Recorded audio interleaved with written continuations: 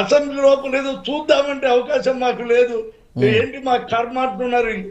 ఎందుకు రండి, ప్రజా సమస్యల మీద పోరాడే జగన్, అతనికి దమ్ము వీరబ్రహ్మం గారు రీసెంట్ గా చంద్రబాబు గారు చెప్పారు, అంటే కేంద్రం నిధులు కొన్ని సమకూర్చింది ఏపీకి సంబంధించి కూడా, వాటిని ఏదంటే పోలవరం ప్రాజెక్టులు కావచ్చు, విశాఖ స్టీల్ ప్లాంట్కి సంబంధించి కావచ్చు, ఇలా వీటిని ఇతర పథకాలకి మళ్ళీ చేయటువంటి అవకాశం లేనే లేదన్నారు. మరి ఇప్పుడు బడ్జెట్ విషయంలో ఎలా ఉండబోతుంది, మరి ఆ నిధులన్నీ కూడా ఎలా సమకూరే అవకాశం ఉంది? బడ్జెట్ కంపల్సరిగా సంక్షేమానికి ఉండాల్సిందే, అభివృద్ధి కొంత ఉండాల్సిందే, దాన్ని ఏం కాదంటానికి ఏం లేదు. వాటిని కేటాయిస్తూ ఇంకా నిధులు, ఇంకా ఇప్పుడు మళ్ళా కొన్ని ప్రాజెక్టులకు అన్నిటికి సమకూర్చాల్సిన అవసరం ఉంది. అవన్నీ కూడా మేము చేస్తాం. కానీ మీరు చెప్పినట్టు, వైసీపీ వాళ్ళు చెప్పినట్టు, ఇంకోటి చెప్పినట్టు మేము ప్రజలకు కానీ ఇంకోటి కానీ అన్యాయం చేసేటువంటి పార్టీ కూటమి ప్రభుత్వం కాదు. వైసీపీ వాళ్ళకు దమ్ము ధైర్యం ఉంటే అసెంబ్లీకి వచ్చి ప్రజా సమస్యల మీద చర్చించండి. తాడేపల్లి ప్యాలెస్ లో కూర్చొని నేను అదో ఇదో అని మాట్లాడటం సరైంది కాదు. అని ప్రతిపక్ష హోదా లేకపోతే నీ కర్మ. నీకు చేతగాక ప్రజలు ఆ 11 కూడా ఇచ్చారు. ఆ 11లో కూడా ఇవాళ రేపు ఓటు 2 వెళ్ళిపోతా ఉన్నారని చెప్పుకుంటున్నారు. నువ్వు రాకుండా మా ప్రభుత్వం మీద విమర్శించేటువంటి హక్కు వైసీపీ ప్రభుత్వానికే లేదు. మేము చేసేటువంటి రేపు బడ్జెట్ చూడండి, శబాష్ బడ్జెట్ అనేటువంటి విధంగా మా కూటమి చేస్తుంది.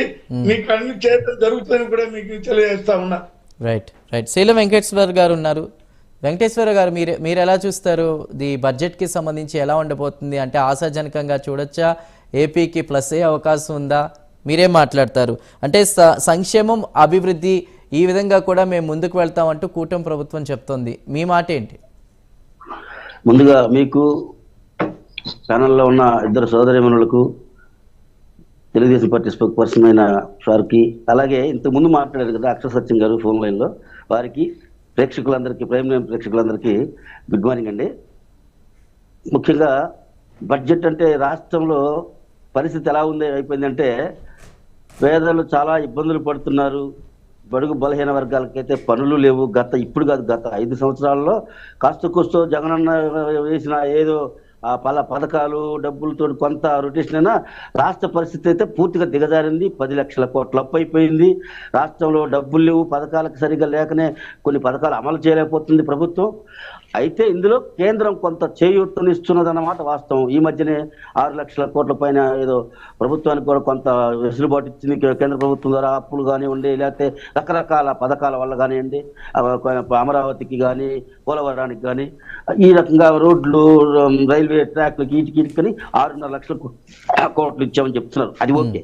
కానీ బడ్జెట్ విషయానికి వచ్చేసరికి కేంద్ర బడ్జెట్టే మనకి సక్రమంగా ఇప్పుడు ఈ బీసీల్లో ఉన్న చాలా కులాల వారికి సంబంధం లేదు, వృత్తిపరంగా వృత్తులతో కూడిన కులాలకి బడ్జెట్ కేటాయింపులు 46 లక్షల కోట్లకు పైచలకు కేంద్ర బడ్జెట్ పెడితే మొన్న ఈ మధ్య, ఇందులో చేనేత విభాగం అనేది, చేనేతలు అనేవాళ్ళు ఈ దేశంలో వ్యవసాయం తర్వాత చేనేతలు 2వ స్థానం అంటారు. దేశం మొట్టమొదటి నుంచి కూడా గాంధీ మహాత్ముల గారి నుంచి జవహర్లాల్ నెహ్రూ గారి దగ్గర నుంచి ఇప్పటి వరకు కూడా 2వ స్థానంలో ఉంది చేనేత పరిశ్రమ. అటువంటి దానికి 200 కోట్లు పెట్టారండి. ఎంత దారుణం ఇది! 200 కోట్లు గత 5 సంవత్సరాలుగా నేను గమనిస్తున్నాను కేంద్ర బడ్జెట్ని. ఇంతే 200 కోట్లు వాళ్ళు పెట్టేది కేంద్రం. మరి 46 లక్షల కోట్లు ఎవరికి ఇస్తున్నారు? ఏం చేస్తున్నారు? జిఎస్టీ చేసి అది తీసేయమంటే అది తీసేట్లా. చేనేత పరిశ్రమ పూర్తిగా కునారిల్లిపోయింది. వృత్తులు లేవు, చేతి వృత్తులన్నీ. మేము చేతి వృత్తుల మీదనే ఫైట్ చేస్తున్నాం గత 20 ఏళ్ళుగా. చేతి వృత్తులు మొత్తం కునారిల్లిపోయింది, పనులు లేక ఇబ్బందులు పడుతున్నారు. జగన్మోహన్ రెడ్డి గారు వచ్చిన తర్వాత కాస్త కూర్చి ఈ సిమెంట్ పనులు, ఆ పనులు, ఈ పనులు చేసుకునే వాళ్ళకి ఉసుక ఒకటి ఆపేసి 2 సంవత్సరాలు నరకయాత్ర పడ్డారు ఆ పనులు చేసేవాళ్ళు కూడా.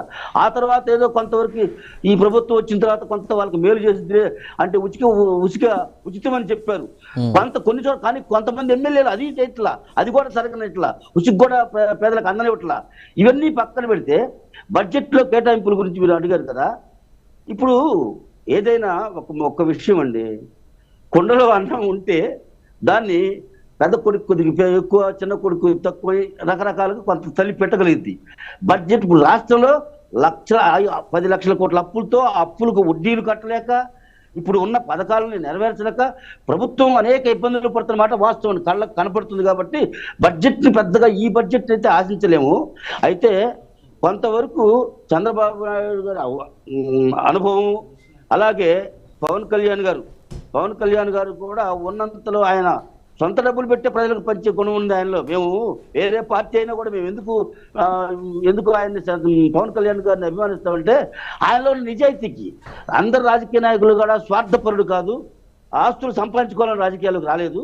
తన కష్టపడిన డబ్బులను కూడా జనాలకు పంచే గుణం ఉంది. కాబట్టి చాలా మంది ప్రజలు ఆయనకి అభిమానులుగా మారిపోతున్నారు. కాబట్టి ఆయన ఉన్నాడు కాబట్టి క్యాబినెట్లో ఉప ముఖ్యమంత్రిగా, క్యాబినెట్ మంత్రిగా ఉన్నాడు. కాబట్టి చంద్రబాబు నాయుడు గారి అనుభవం, పవన్ కళ్యాణ్ గారి నిజాయితీ కలిపి బడ్జెట్లో కొంత అన్ని ఆచి చూచి జాగ్రత్తగా చేస్తారని అనుకుంటున్నాము. ఇంకొక విషయం చెప్పాలండి, ఒకే ఒక్క విషయం. ఇప్పుడు నేను ఒక క్వశ్చన్ ఈ కేంద్ర ప్రభుత్వానికి కానీ రాష్ట్ర ప్రభుత్వానికి కానీ, ఇప్పుడు మీరు బీసీ కులగణన ఎందుకు చేయరు? జనగణన కేంద్ర ప్రభుత్వం చేయట్లా, రాష్ట్ర పక్కన తెలుగు రాష్ట్రం తెలంగాణ చేసింది ఈ మధ్యకాలంలో. బీసీలకి కులగణన చేస్తే వారికి ఇప్పుడు ఎస్సీ ఎస్టీలకు ఇబ్బంది లేదండి. 15%, 20%, 22% వాళ్ళకి ఆల్రెడీ ఉన్నాయి. కాబట్టి బీసీలు 55-60% ఉన్న బీసీలకి ఇప్పుడు రిజర్వేషన్లు లేక ఇబ్బంది అయిపోతుంది. గత ప్రభుత్వం ఏం చేసింది? బీసీలకు ఉన్న 33% రిజర్వేషన్లు దిగువ చట్టసభలు కాకుండా ఈ పంచాయతీలు, మున్సిపాలిటీలో ఉన్న దాన్ని కూడా అది తీసేసి రిజర్వేషన్లు తగ్గించి పంచాయతీ ఎన్నికలు జరిపాడు జగన్మోహన్ రెడ్డి. అందుకే బీసీలు ఇంత షాక్ ట్రీట్మెంట్ ఇచ్చింది జగన్మోహన్ రెడ్డికి, వైసీపీ ప్రభుత్వం. బీసీలు ముఖ్యంగా ఎందుకు పంచాయతీ ఎన్నికల్లో లక్షలాది పదవులు పోయి, అది కాదంటే దానికి ఏం వంక చూపించారు? రిజర్వేషన్ అంశం అది మళ్ళీ మాట్లాడదాం. మనకి ఇప్పుడు బడ్జెట్ కి సంబంధించి అంటే బడ్జెట్ కేటాయింపు కూడా ఈ కింది వర్గాల కోసమే కదండి. ఏది చేసినా మనం కింది వర్గాల కోసమే చేయాలి. కింది వర్గాలకు న్యాయం జరిగినప్పుడు ఆ ప్రభుత్వం జగన్మోహన్ రెడ్డికి రేపు ఇవాళ పట్టిందే, రేపు కూటమి ప్రభుత్వాన్ని కూడా పట్టింది. అందుకే నేను ఈ ప్రభుత్వాన్ని కూడా హెచ్చరిస్తున్నా, కింది వర్గాలకి, చేతి వృత్తుల వారికి, చిన్న పేద వర్గాలను దృష్టిలో పెట్టుకుని బడ్జెట్ ఉండాలి అనేది మన డిమాండ్. రైట్. అదేవిధంగా సౌజన్య గారు, మీరు ఎలా చూస్తారు? అంటే భవిష్యత్ ఆదాయాలు కూడా వైసీపీ వినియోగించేసింది, మరి ఇప్పుడు కూటమి ప్రభుత్వం దగ్గర నిధులేవి అనేటువంటి క్వశ్చన్ ఒకటి రేజ్ అవుతుంది. ముఖ్యంగా గత ప్రభుత్వ విధానాలతో కూడా ఏపీలో ఒక లోటు బడ్జెట్ అనేది ప్రస్తుతం అయితే ఉంది. మరోపక్క చూసుకుంటే సూపర్ 6లో మనకి చూసుకుంటే తల్లికి వందనం కావచ్చు, అన్నదాత సుఖీభావ కావచ్చు, ఫ్రీ బస్కి సంబంధించి మహిళలకి ఇలాంటివన్నీ ఉచితాలు పెట్టుకున్నప్పుడు ఖచ్చితంగా అది ఇంపాక్ట్ అవుతుంది బడ్జెట్ మీద అనేటువంటి అంశం కూడా ఉంది. దానికి సంబంధించి ఇందాక అక్షర సత్యం కూడా ఆయన కూడా మాట్లాడారు. అంటే మా టైంలో ఏంటంటే ఆస్తులు ప్రభుత్వానికి సంబంధించి కన్స్ట్రక్షన్స్ చేస్తే దానివల్ల కూడా ఏదైనా ఒక డబ్బులు సమకూరే పని ఉండేది. కానీ ఇప్పుడు ఈ ఉచితాల వల్ల ప్రజలు సోమరిపోతులా తయారవుతుంది.